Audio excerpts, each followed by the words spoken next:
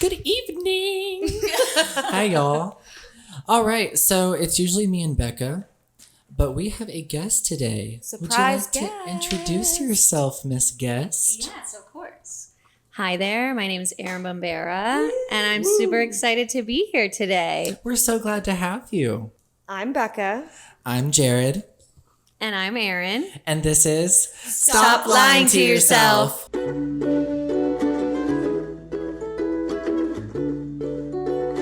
Stop lying to yourself. All right, so Miss Erin, you should tell us a little bit about you. Okay, I guess I'll start with I was born and raised in Baltimore, Maryland. Oh, that's different. I know. Wow. I'm a transplant. Me too. We're all yeah. three from different places. I love that. Yeah, I'm 29. I went to college in Elon, North Carolina, small little private school. And then I moved to Denver, and now I'm here in Texas.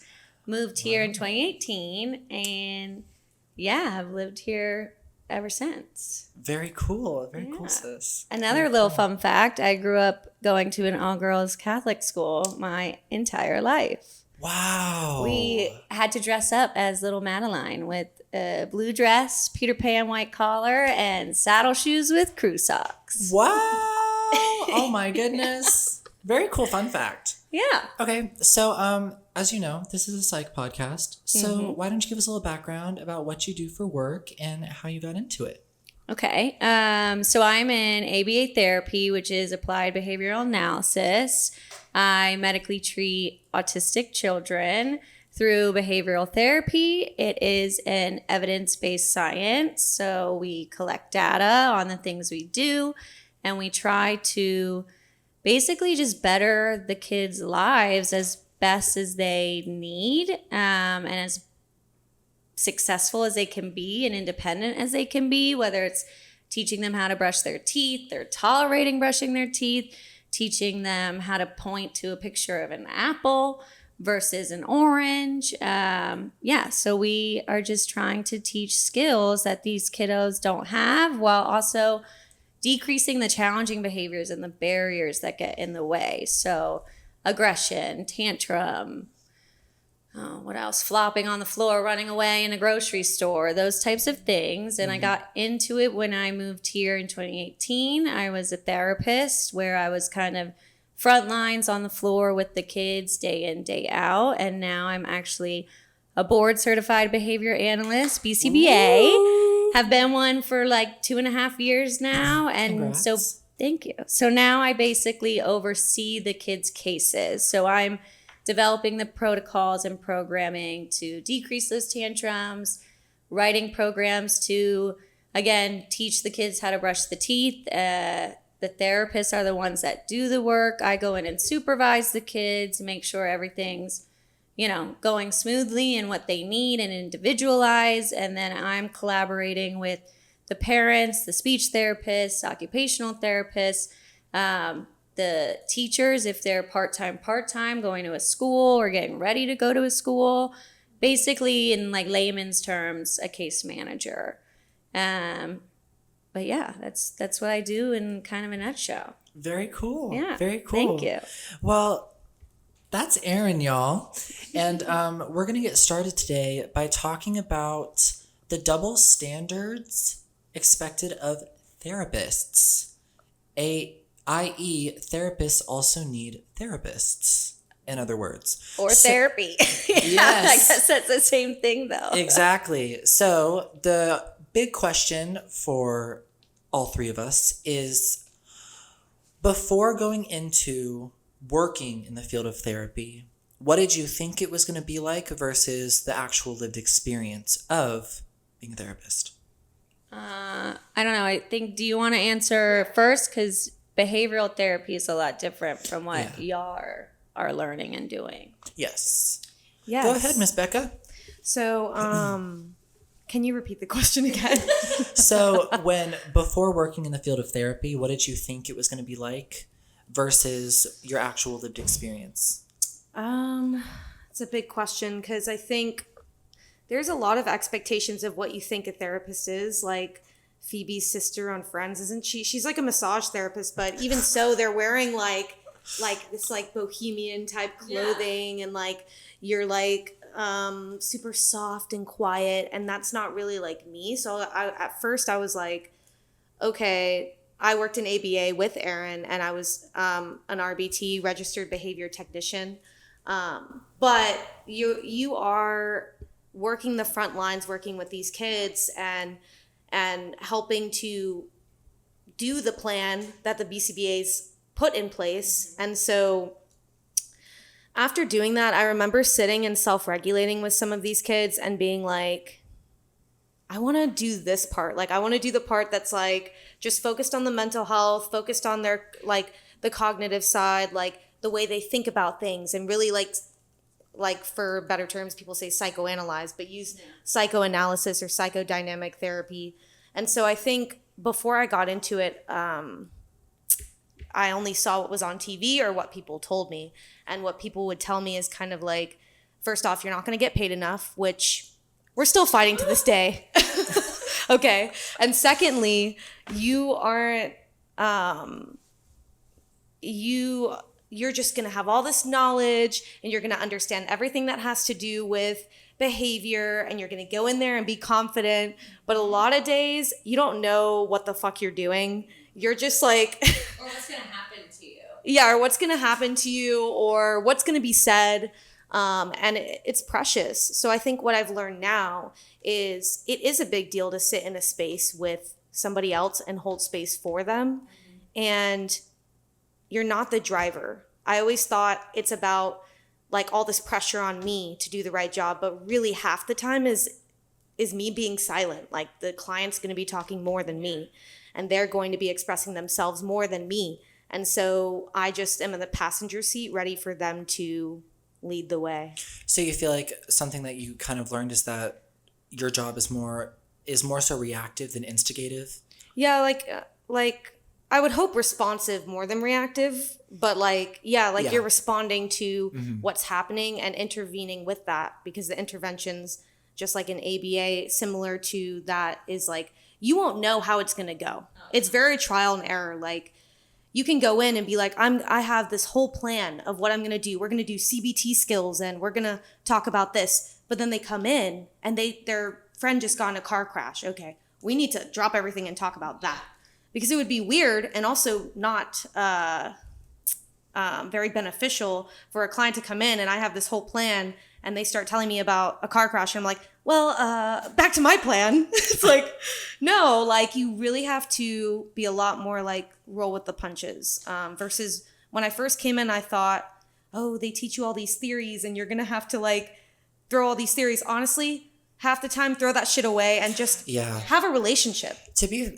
frank, to connect to what you just said, because we talked about last time, our jobs are very different, but it really is interesting. Like no matter how much you're taught, like as far as like coaching a sport, you're told a lot of like templates of what to do with certain age groups, but most of the time you're not always going to have their attention 24/7. And so you may have a plan for like 4 or 5 things you want to get through in 30 minutes. But if the kid doesn't want to focus on those things and they're looking everywhere else but you, then you kind of have to roll with what they're giving you as opposed to being the one in the driver's seat. Because sometimes if you're too much in the driver's seat, it turns people away even more and turns them off from even trying to come to a compromise and what am I trying to say? Go with the flow in simpler terms, but there's a word I'm trying to use, like cooperate. There we go. Yeah. And also like doing that, trying to stay in the driver's seat, because you should always go in with a plan, right? For your session, whether you're a therapist who will try and help an adult go through their problems or a kid. If you try and stay on track, you're going to lose their rapport. And then, so the next time too, they're going to be like, I don't want to fucking come in and see you. Or for me, in my case, I try and stay on track with a kid who they might not say they've been in a car crash, but maybe they, had a horrible morning, didn't get the pancakes they wanted to fucking eat. They're going to come in and I'm going to be like, no, I'm going to teach you how to spell apple today. Yeah, Right, then they're yeah. gonna be like, no, and then tomorrow you might get bit, you might get hit, and then or they're just not gonna respond to you. They're not gonna cooperate with Right, you. And right. so literally when you were saying take the passenger seat rather than driver's seat, that is one of the main kind of phrases and mottos that I use for parents and when I'm training new therapists. You know, at first I'll take, in terms of training, I'll take the driver's seat, but then you need to take the passenger seat and let them ride. And if they crash, then you're there. But sometimes you need to fucking fail And to it's then also, be better. it's a lot of times, I would say like probably half the time, it's more or less about fixing things than mitigating most of the time. Yeah. Like it's not really necessarily about how you hard stop fix problems, but how you manage issues and lessen them, because sometimes the issues don't go away or they pop up again. So it's really about how efficiently you can get with, kind of like with anger issues.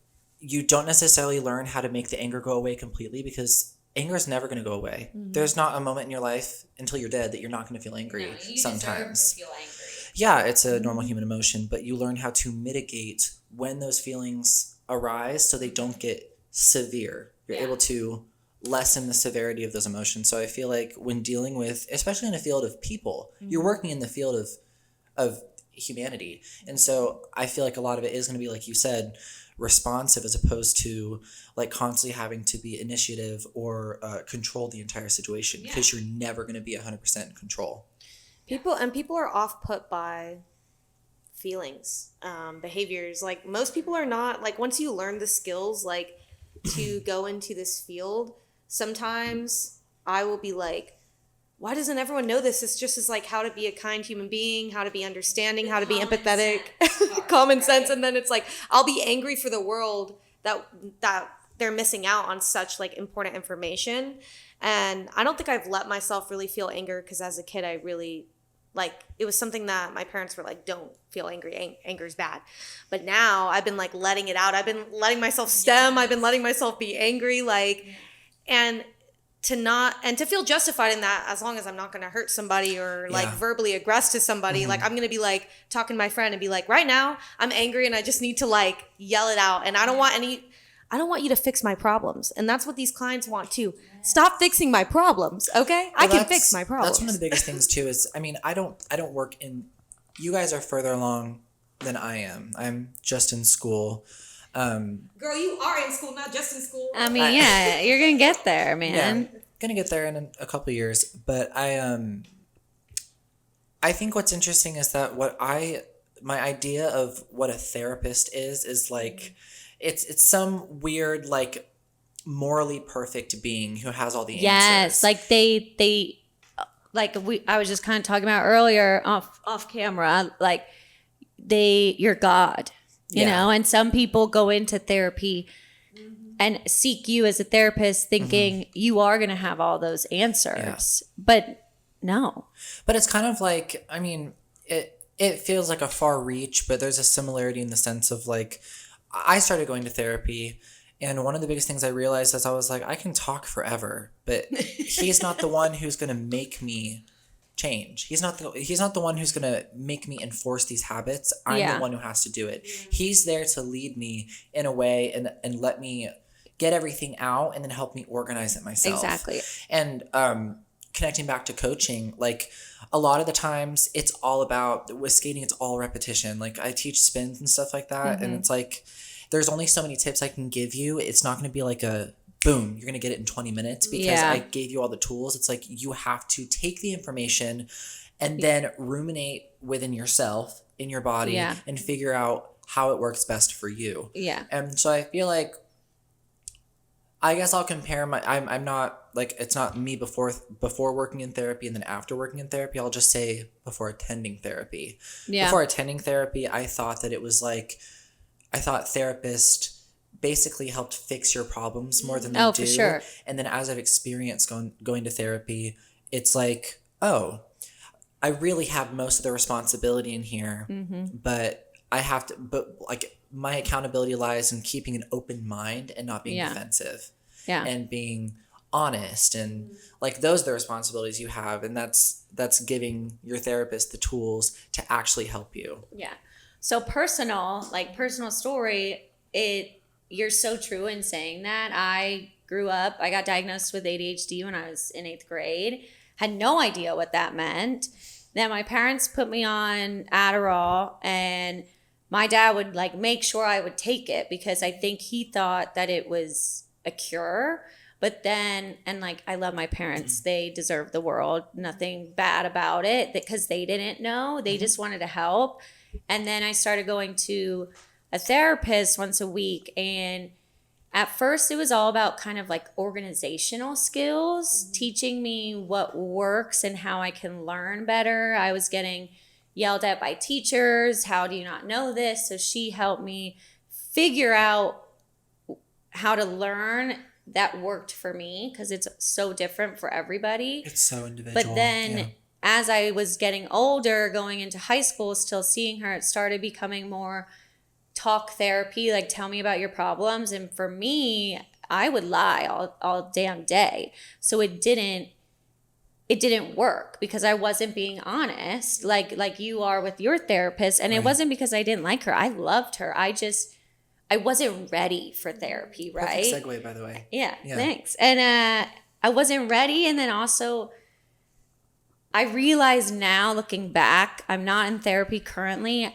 The therapists that I have seen in the past, I did get coping skills. And that's what you need to kind of make sure you have your own anger management. Because like there are people that are in anger management classes, but you're not going to be able to be in that forever. Right. So I have my coping skills. And if I need help, I advocate for myself. But through therapy, they kind of help you or make you think about what's going to work for you. But in my experience, in college, I was going to one and she was kind of guiding me, but then I figured out the coping skills, if that makes sense. Mm-hmm. So it really wasn't her fixing me or telling me like, go do this, go do that or whatever, and this will fix your problems. It was kind of like a light bulb for me. Like if I got really angry, don't throw your phone across the fucking room. Maybe go yell into a pillow or go to your friends and vent, but it's just what works for you. And that's where I think therapy is and what it's for. But it really is on you. It's not on them. No, because what you're saying is like really important. Not everybody is ready for therapy. Yeah. A lot of us say, oh, that person's struggling. They need therapy or we should recommend them therapy. Girl, they don't know that that's just like one part of the whole thing. Yeah. It's going to be like, number one, finding the therapist for you. Number two, you mentioned lying, which is very normal. And it's a behavior a lot of people like shun, like, oh, don't lie. Like, but it's a protective, coping mechanism. And it's normal to do with someone that you don't fucking know. Well, and also and that is asking you to get to this deep core like issue. It's like, be honest with me, but you don't know me. Exactly. And also too, for some people, it's like they're not only trying to protect someone else's perception of them for the sake of that other person. That sometimes people aren't honest in therapy because they're trying to protect their own perception of themselves. Yeah. If they're too honest, it might tear down this idealized version of themselves that they have.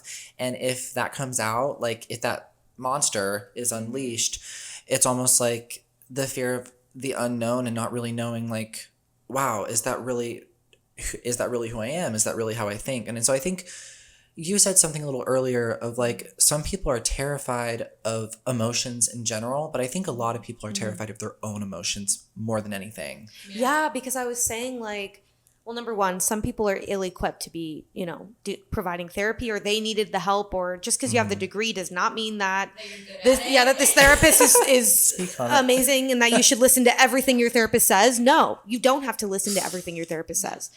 And then what you said something and I wanted to add. You said something just now at the end. I said something like people are more so scared of their own emotions as opposed to just emotions in general. Yeah, like even me providing therapy feels way more comfortable. I used to be really vulnerable and more open, and then you get used to being the giver, being the caretaker, and then you're like, oh, I've like pushed down those feelings for a while. and it feels way more comfortable to like listen to someone talk about their hardest shit than for me to talk about it. And so I think that's a normal phenomenon whenever like you start exiting yourself for others and then you forget about yourself. So I have a question that kind of like bounce boards off of what we're talking about, but I kind of mentioned it off camera. Do you think that therapy work and social work in general, how altruistic do you think it really is? How altruistic and selfless do you really think that social work is? Or do you think it depends on the individual? Yeah, I think it's hard because social work, the difference between social work and therapy is that you're working with like the system, like systemic problems versus like in therapy, it's more the individual and their mental health. But we were talking off camera as well, because we talk a lot off camera. Somehow never seem to shut the hell up.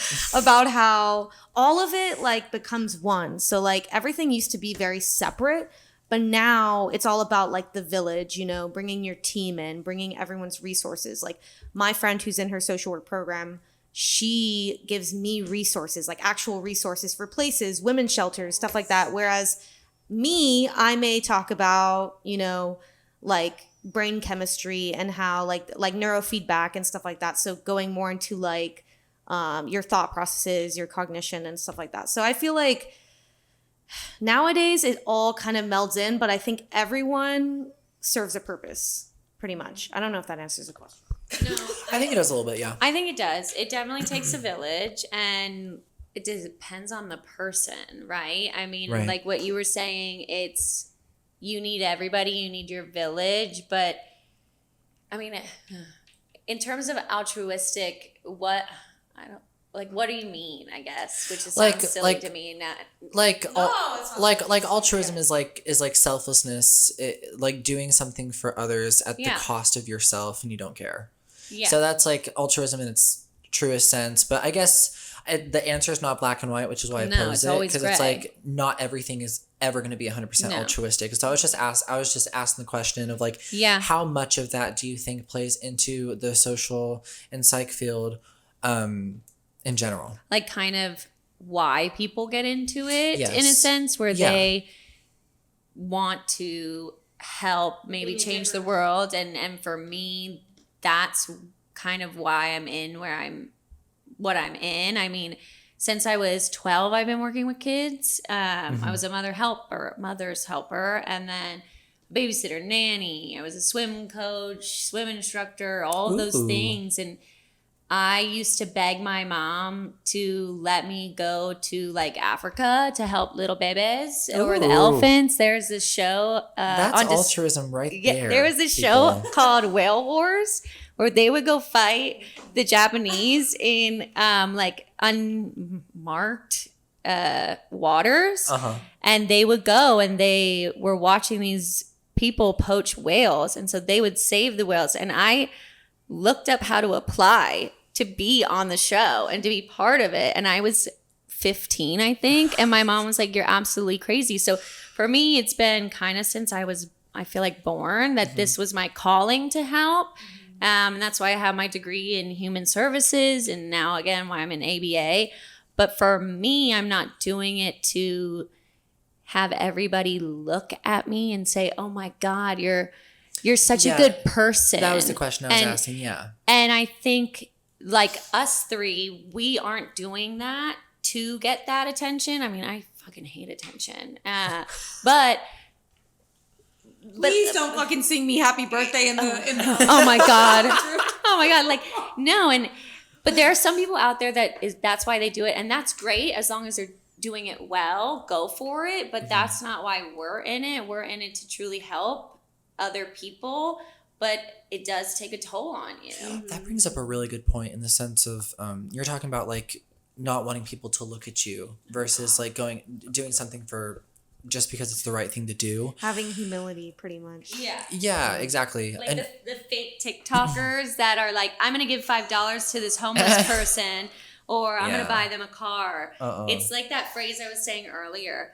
You gave this homeless man a car. Great. He can drive until he runs out of gas. Like the man is hungry, so you give him a fish. But no, the work we do is teaching them how to fish so that they can eat for the rest of their lives. There's those people in social work or therapy, whatever field, that are doing it to fix and to help in the moment. But this is for a lifetime. It's also really interesting too, because that goes into the concept of like desperation. And it really is crazy because, I mean, you just found out, but like I grew up, my entire life was look at me, look at me, look at me. I'm on camera, my face is there, right? It's really interesting because I was telling my mom this the other day, like for the first time in my life in the past couple of years, I don't want anybody to look at me. I want to blend in. Yeah. I want to kind of conform. I kind of don't want anybody looking at me, but it's interesting because the less you pay attention to people around you, the more organic attention you actually receive. Because you're just focusing on the task at hand, and people are able to more comfortably observe you. Because if people can smell that you're looking for someone to look at you, it's going to turn them off subconsciously. Oh yeah. And I think people do it subconsciously. It's not like all of the people we describe. Some people do, but then there's some that do and there's some that don't. Though, like even the people who do purposely do it, it's coming from an insecurity. Yeah, like I think like even when I started, like again, you said how did you think before you started? And of course, like you're like, yeah, it'd be great to give, but then when you go to try to also fix yourself or work on yourself, which a lot of people do when they go into psychology, even though they tell you not to, you're going to naturally think about yourself, think about your life and learn from it. Yes. Like they're like, don't relate it to yourself. You will, and you will relate it to your life, and you do want to use the tools, but you just have to be careful. Like it's something that will happen and you have to be aware of it. But don't you, in my opinion though, by doing that, don't you feel like it's going to make you a better helper or therapist? I mean, I always say I'm just like the helper in my field, you know? Well, my therapist, a lot of the times he mixes in legitimate psych information that I've never thought about before. And like, I'll answer something, it's not where he's going. And I'll be like, oh, I didn't think about it that way. Yeah. But a lot of the times too, he's just telling personal stories. And so that's why it's a mix of both, because I'm a little jealous of you. And your therapist. Well, the thing is like jealousy's an okay feeling. You can't treat people extremely clinically, or there's going to be a sense of otherness in the room that is not conducive to progress. Yeah. You have to it's like I'm watching Mindhunter right now. I just told you, but the massive plot point in that show is that instead of viewing serial killers, rapists, murderers, all that stuff as like black and white, they were born that way. The whole show follows three people who are like, they were conditioned partially to be that way too. That's so true though. So they introduced the idea of like going in and interviewing serial killers and like what thought processes led to what they did. And so that's why, and one of the things that one of the episodes I watched last night was kind of like, you gotta go in there and you gotta kind of make them feel comfortable. Do what it takes to make them comfortable. If they want pizza, get them a pizza. Give them anecdotal stories about your mother or your kids. Like, make them feel like you're just another person talking. And I feel like, obviously, you're not dealing with serial murderers, but I kind of want to one day. That's where I want to go as a BCBA.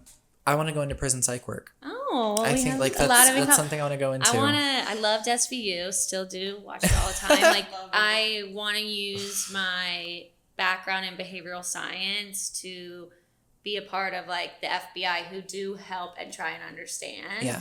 But I said I was jealous of you and your therapist because I think one of the reasons why I was never honest was I am a whole picture type of girly, and obviously the therapist is usually never going to talk about themselves, but you're not going to feel comfortable opening up. And for me personally, if you don't open up too, which is why I utilize my friends a lot, which sometimes I feel bad about because I'm like, damn, I'm leaning on them too much.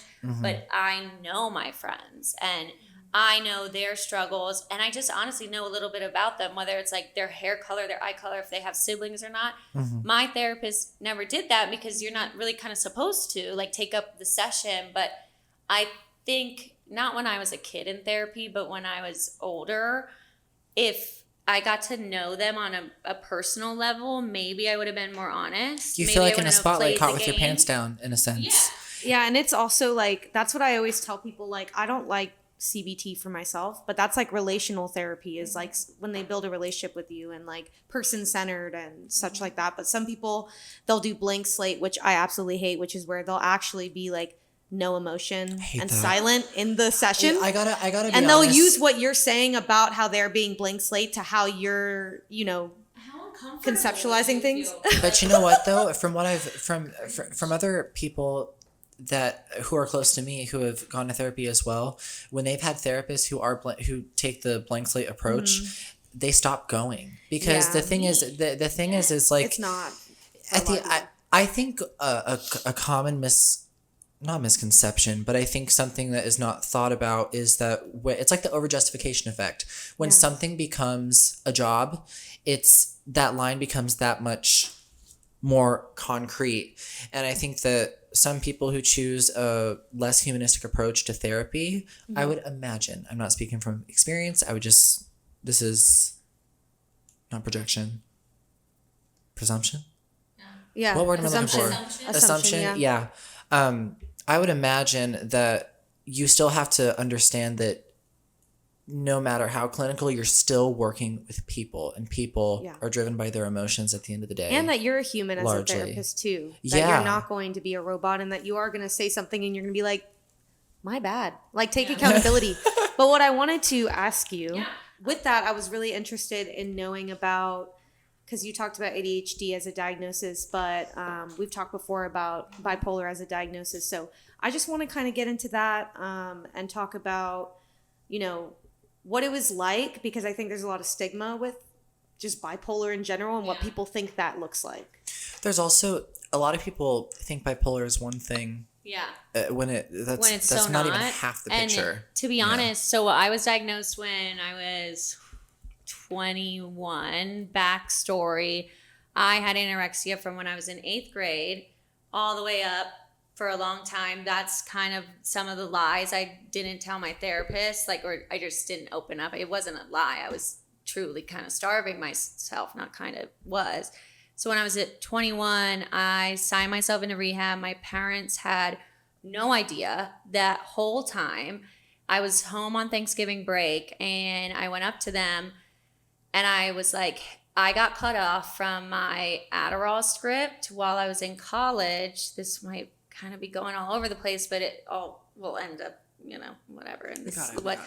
But I was cut off from my Adderall script because I was losing so much weight in college that my body was starting to feed on itself rather than food and calories. So I went up to them and I was like, hey, my doctor, I think it was a psychiatrist in college who was prescribing me the Adderall, has cut me off. And they were like, why? And I was like, my body's eating itself. I'm not eating. I haven't been eating since I was in 8th grade. And then my mom came down to visit in North Carolina, talked to the doctor. She said, yes, recommended this rehab program up in, where was it? Chapel Hill, North Carolina.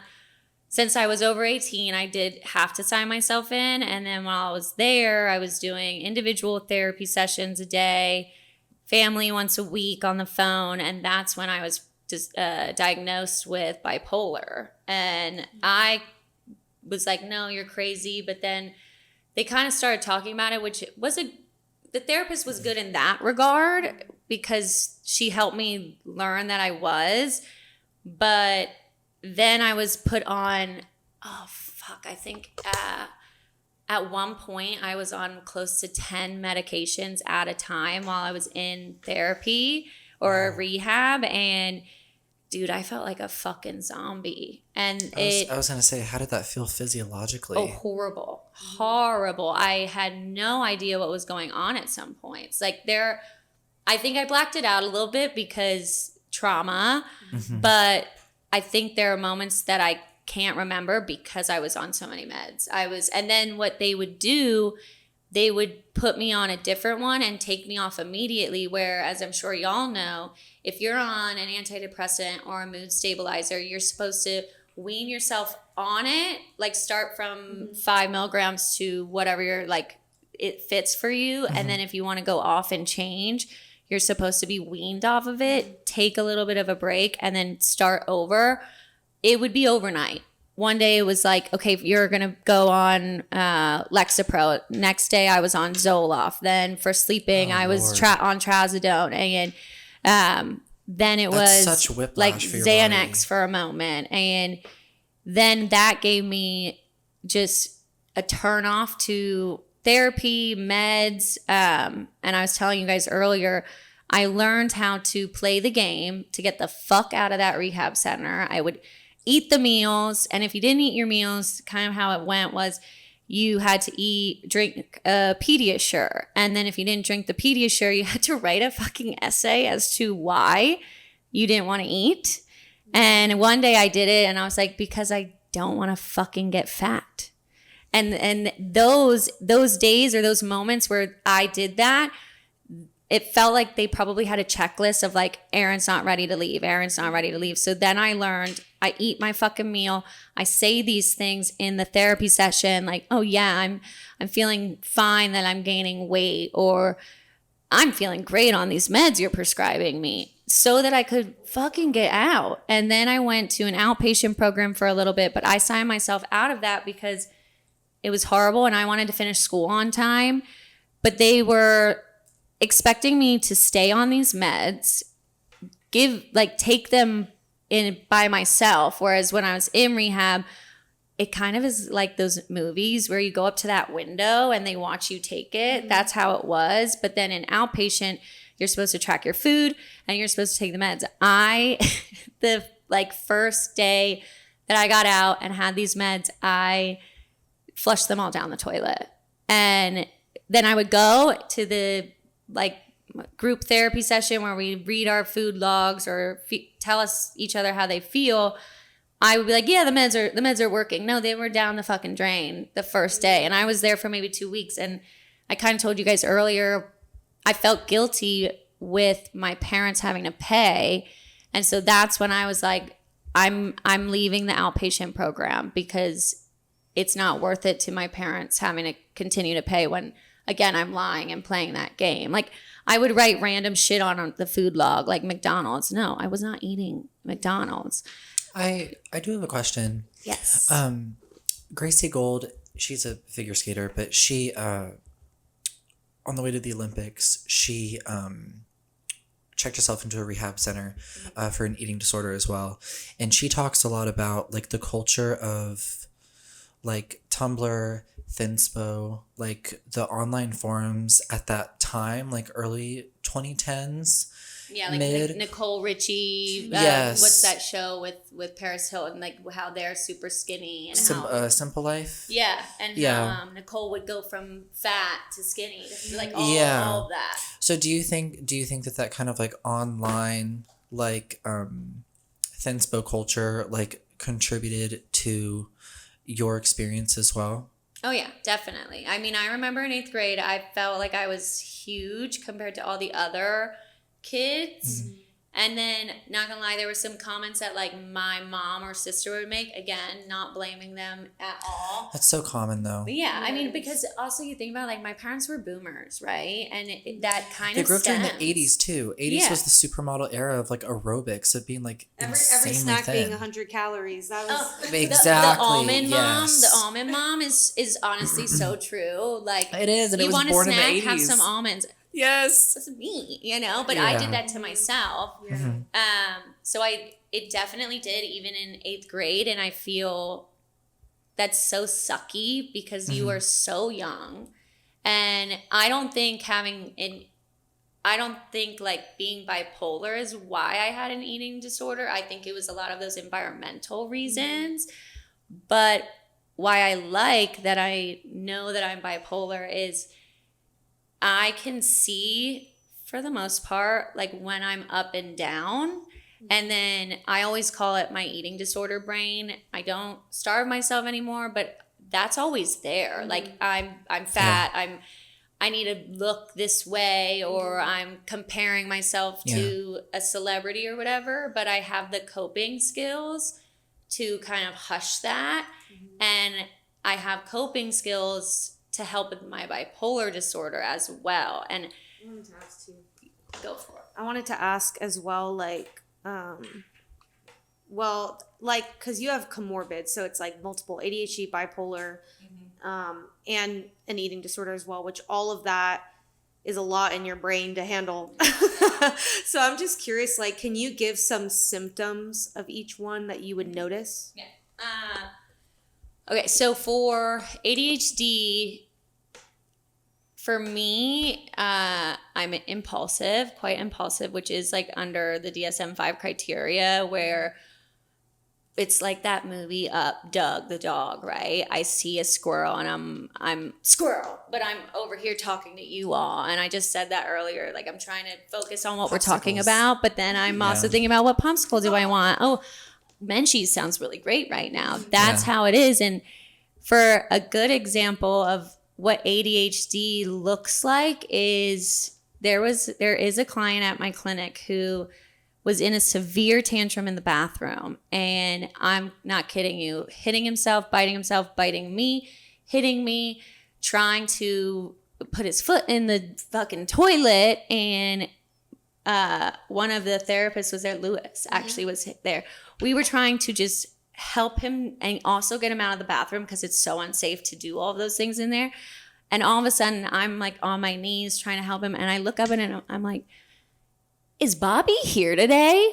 And Lewis looks at me and is like, Erin, you are literally in the shitter right now, getting beat up. And I still looked up at the therapist I was working with and asked if another client was there. And that's like that impulsivity kind of distractiveness too, where squirrel moment, right? And I think about it though, that really quickly, it's really nice that I can do that while I'm getting beat up or trying to de-escalate it, because it makes me feel a little bit better and not get frustrated or burnt out during it.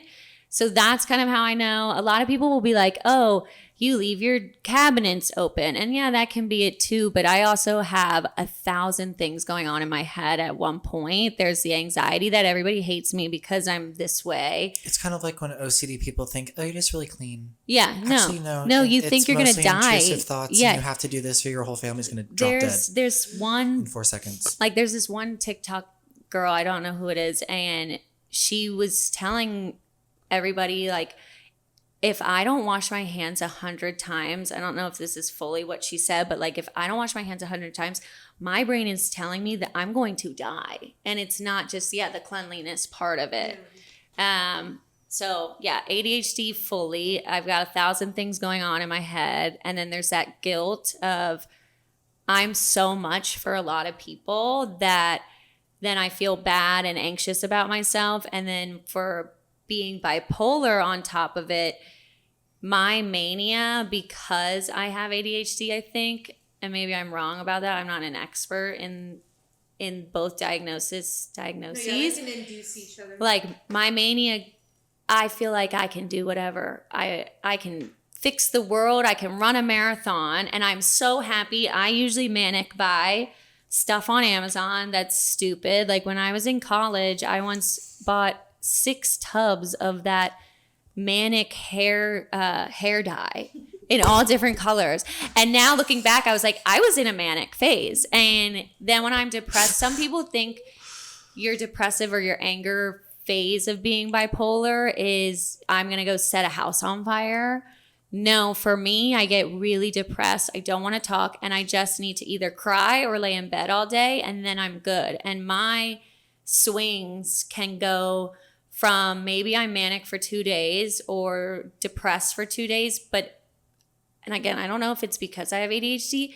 Sometimes they're like an hour apart. And last year I got on meds for my ADHD and my bipolar because it was becoming a strain on my relationship with Cameron, because it was up and down. Like he could count maybe 1 hour I was manic. Next hour, I was a bitch or depressed and didn't want to talk. Then the next hour, I was all happy again.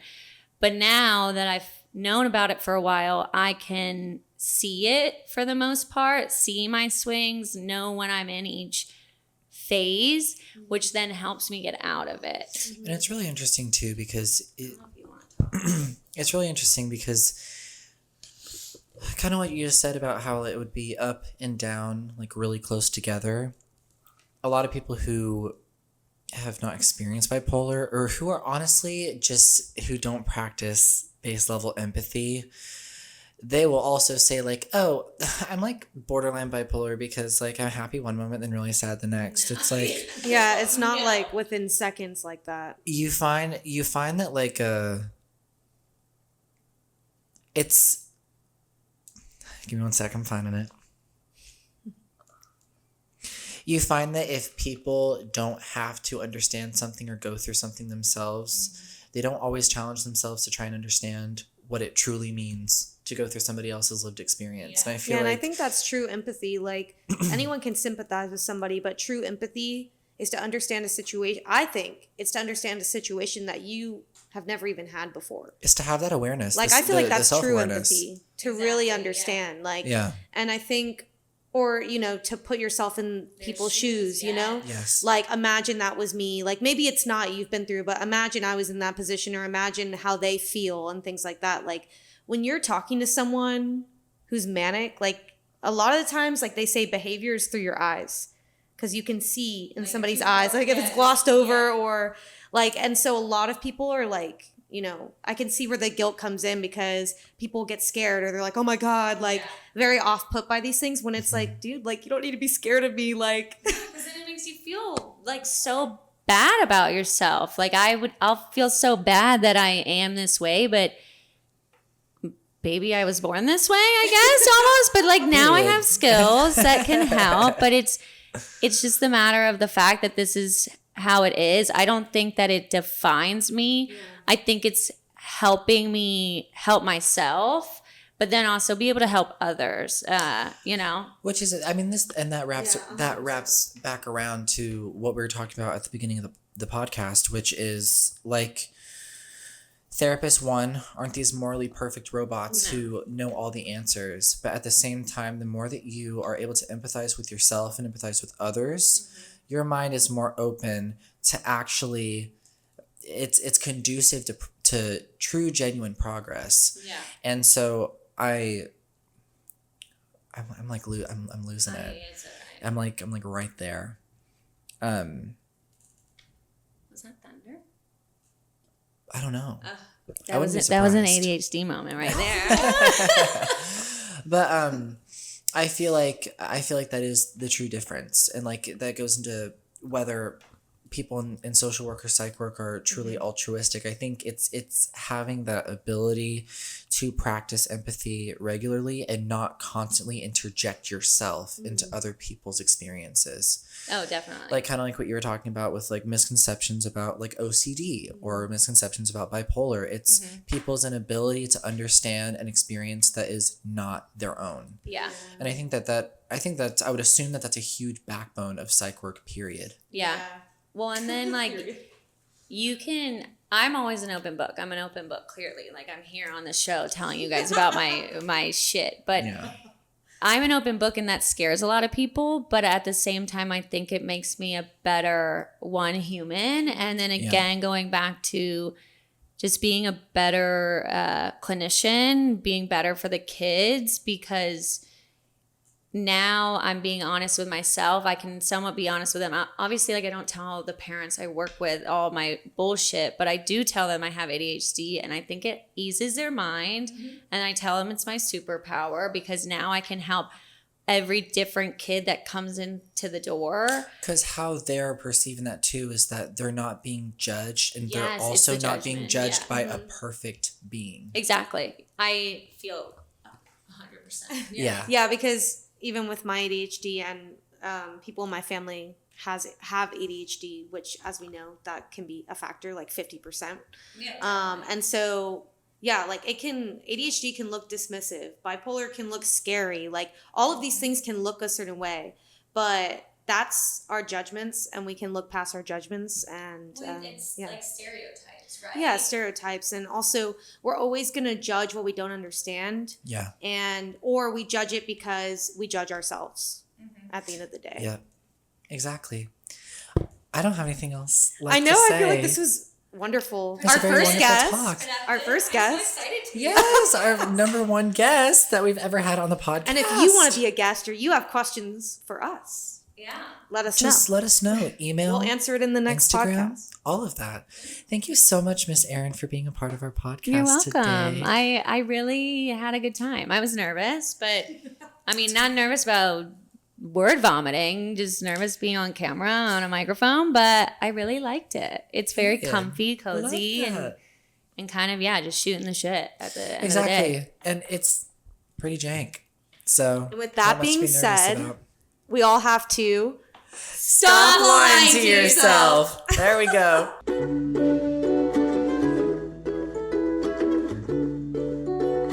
Stop lying to yourself.